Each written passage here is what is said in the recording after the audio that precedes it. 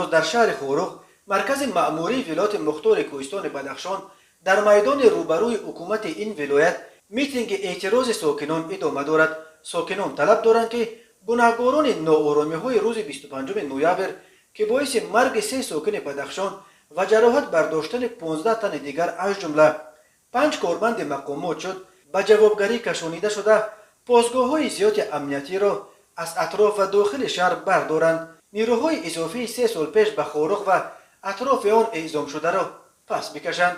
طلب دیگر آنها استعفای رئیس کنونی ولایت بدخشان گنرال علیشیر میرزا نبات است که روز 25 نوامبر در روز ناآرامی ها از خورخ خیلی دور به سفر کاری در ناحیه مرغاب قرار داشت.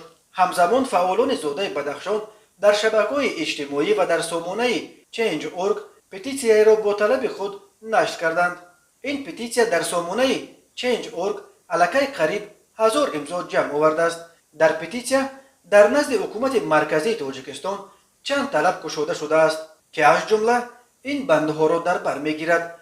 در مورد حادثه های 25 نوامبر سال 2021 تمام نمود علاقه با ولایت مختار کوهستان بدخشان فوراً برقرار کرده شوند. همه افراد در کشتار گلبدین زیوبیکوف و توتشا امیرشایف و آنهایی که روز 25 نوامبر بر ضد اعتراضگران آسایشته تیر کشیدند به جوابگری کشانده شوند. به عائله های قربانیان و زخمیان جبران مناسب مادی و معنوی پرداخت کرده شود. در مورد تحکیم حاکمیت محلی مجلس غیر نوبتی وکیلان خلق دعوت و به قانون درباره ولایت مختار کوهستان بدخشان تغییرات وارد کرده شود تا که رئیس ولایت را با رای آوازدهی انتخاب کنند. حکومت قانونی در منطقه برقرار کرده شده دخالت کمیته دولتی امنیت ملی به فعالیت دیگر نهادهای دولتی محدود کرده شود. در مقامهای کلیدی در نهادهای قدرتی منطقه نمایندگان اهالی محلی برقرار کرده شوند.